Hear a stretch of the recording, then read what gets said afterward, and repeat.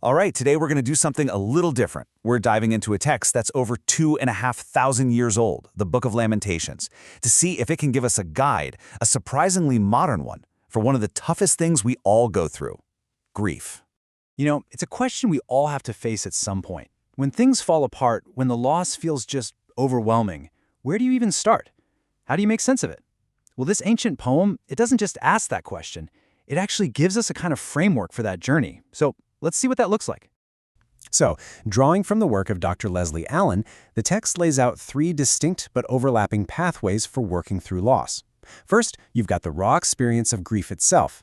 Then, there's the really tough part, acknowledging guilt, or your own responsibility. And finally, there's the cry for justice, what we're going to call grievance. Grief, guilt, and grievance. That's our roadmap for this. Okay, so here's how we'll break it down. First, we'll meet the main voice of the poem. Then we'll walk through each of those three pathways: grief, guilt, and grievance. And then we'll wrap it all up by talking about why this ancient model is still so incredibly relevant for us today. All right, Section 1, a voice for suffering. And we're introducing a character named Zion. Now, the first thing you really got to get is who is actually speaking here. The poem does something amazing. It gives a voice to the city of Jerusalem itself, but personified as a grieving woman named Zion. She basically stands in for the entire community and all of its suffering. So get this, we're shifting from some outside narrator to the first-person voice of the suffering. It's this brilliant literary move, right? The author wants us to hear directly from the one who's broken, which makes the pain feel so immediate, so personal. Zion becomes the sort of role model for how the community should even begin to feel and think about what's happened. And this is her very first cry. She says, "Is it nothing to you, all you who pass by? Look and see if there is any sorrow like my sorrow." Wow. I mean, it's a plea for someone, anyone, to notice. But it also captures that deep, deep sense of isolation that comes with real pain, doesn't it? When you're grieving, it so often feels like your sorrow is unique, like nobody on earth could possibly get what you're going through. Zion is putting that exact feeling into words. And that cry, it just launches us right into our first pathway, the pain of grief. This is all about confronting the raw, all-consuming reality of the loss, head-on. And Dr. Allen has this incredible way of making this ancient scene feel so modern. He compares those passersby to what he calls looky-loos on a freeway. You know, the drivers who slow down to gawk at a car crash? They see the horror, but they just keep going. They don't stop, they don't help, and that just makes Zion's feeling of being completely abandoned even worse.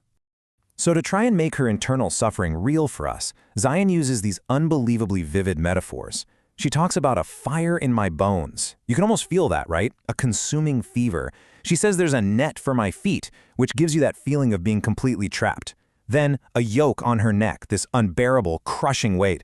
And finally, being trodden in a winepress. I mean, what an image. The feeling of being completely crushed, like grapes in a bloodbath. This is not some abstract sadness. She's describing a visceral, physical pain.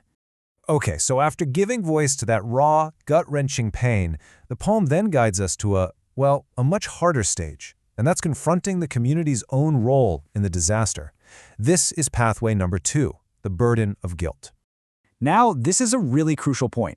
This isn't about that irrational self-blame that can be so destructive when we're grieving. No, this is about a rational acknowledgement of responsibility. It's about looking honestly at the past and trying to understand the cause and effect that led to all this suffering.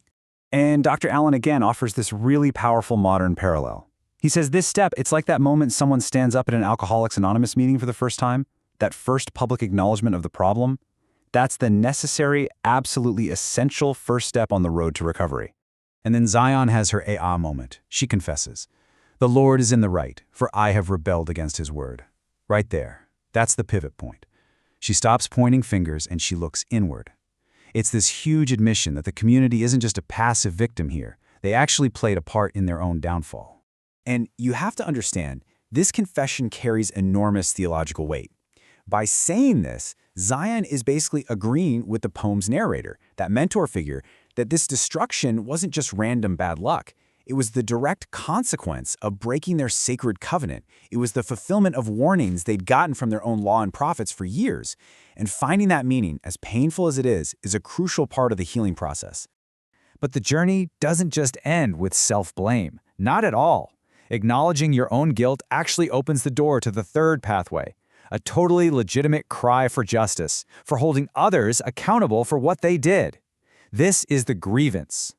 So to really get this, we have to wrap our heads around a kind of complex idea called the Day of the Lord. You can think of it as having two sides. For Zion's people, yeah, it was a day of punishment for their own rebellion. But, and this is key, Zion argues it also has to be a day of reckoning for the sheer cruelty of their enemies, the Babylonians who actually carried out the destruction. And you can hear the whole shift in her voice here. She says, "All my enemies heard of my trouble. They are glad that you have done it. Let them be as I am." The focus is totally different now, isn't it? It moves from her own pain and guilt to the actions of her tormentors. She sees them celebrating her suffering, and then she makes this raw, powerful demand for justice. Let them be as I am. It's just such a human cry for things to be made fair. So let's be super clear. Zion isn't taking back her confession.